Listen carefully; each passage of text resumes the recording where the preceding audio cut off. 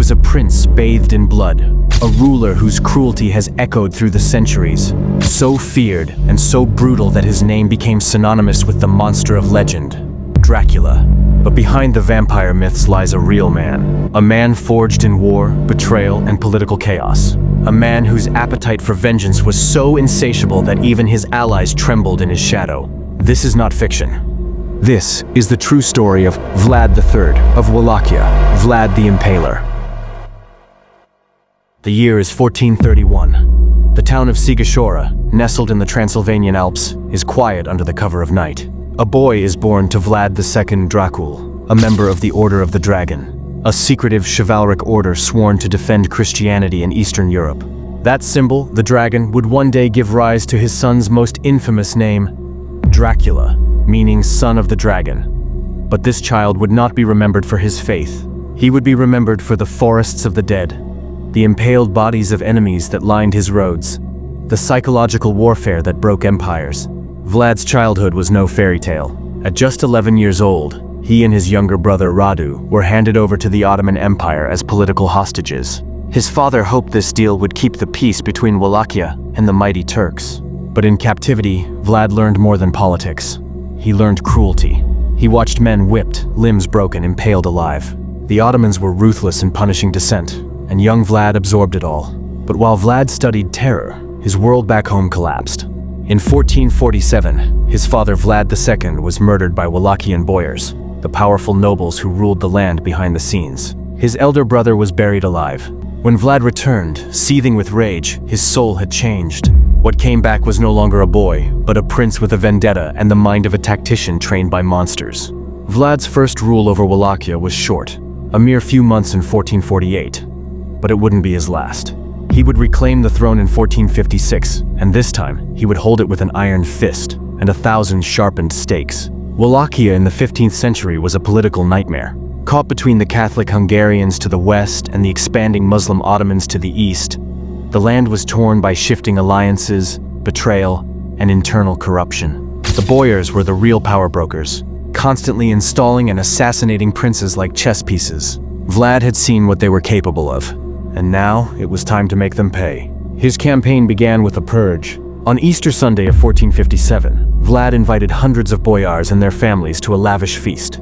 They ate, they drank, and then, at the height of celebration, Vlad's soldiers surrounded them. The elderly were executed on the spot. The younger and more able-bodied nobles were marched hundreds of miles to the ruins of Panari Castle, where they were forced to rebuild it stone by stone. Most died from exhaustion, starvation, or the blade. This was only the beginning.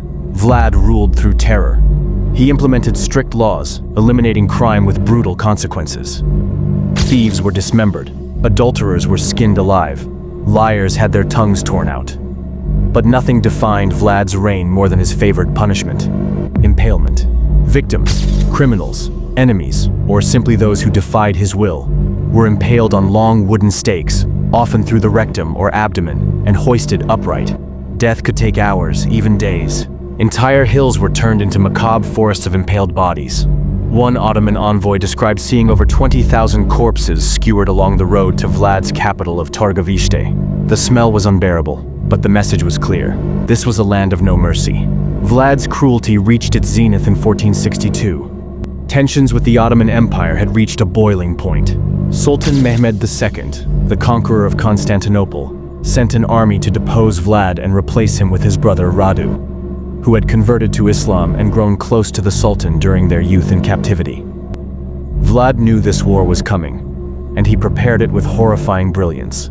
As the Ottomans marched into Wallachia, they encountered nothing but death. Villages were burned, wells were poisoned, livestock slaughtered.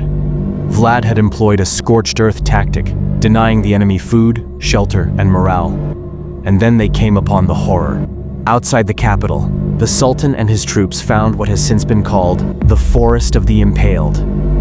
Over 20,000 rotting corpses impaled in gruesome precision, some naked, others in Ottoman military uniforms. Horses refused to ride forward. Men wept. Even Mehmed II, who had conquered Byzantium, was shaken. The Sultan withdrew. But Vlad's reign could not last forever. His cruelty had won him infamy, but not loyalty. His brother Radu gained support among the boyars and the Ottomans, and with their help, he captured Wallachia. Vlad fled to Hungary, where he was arrested and imprisoned for over a decade. When he was finally released, he returned to Wallachia in 1476 for one final campaign. But his support had dwindled. That December, Vlad was ambushed and killed, likely by Ottoman forces or boyar assassins. His body was decapitated, and his head was sent to the Sultan, preserved in honey. And yet, the legend of Vlad the Impaler refused to die. Centuries later, Bram Stoker would resurrect the name Dracula for his fictional vampire. Though Stoker's novel was more inspired by Transylvanian folklore and Eastern European superstitions than historical records, the myth of Vlad as a bloodthirsty noble seeped into Western imagination. But the truth is far more terrifying than fiction. Modern historians still debate whether Vlad was a national hero or a sadistic tyrant.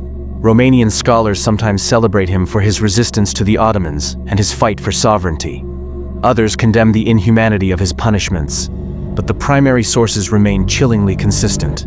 A German pamphlet from 1499, printed in Nuremberg, describes Vlad boiling children and feeding them to their mothers. A Russian chronicle from the 15th century says he cut off the breasts of women and forced their husbands to eat them. Ottoman records confirm the mass impalements, and even Hungarian sources, often politically biased, acknowledge his unmatched cruelty. In psychological terms, Vlad was likely molded by early trauma, captivity, betrayal, and violence. But he also showed signs of calculated sadism, using spectacle and suffering as tools of governance and psychological warfare. He didn't kill out of madness, he killed to send a message. To this day, stories of Vlad's reign haunt Romania. Tourists flock to Ponary Castle, his real fortress in the mountains. Locals still whisper about the blood prince who ruled not just with a sword, but with fear itself. So was Vlad a monster? Or was he merely a man in monstrous times? When the world around you is built on betrayal, when peace is traded for your childhood, when survival depends on out-terrorizing your enemies, does that make cruelty a strategy or a curse? And perhaps, the most haunting question of all, if Vlad the Impaler were born in another time, another place, would we call him a tyrant or a leader?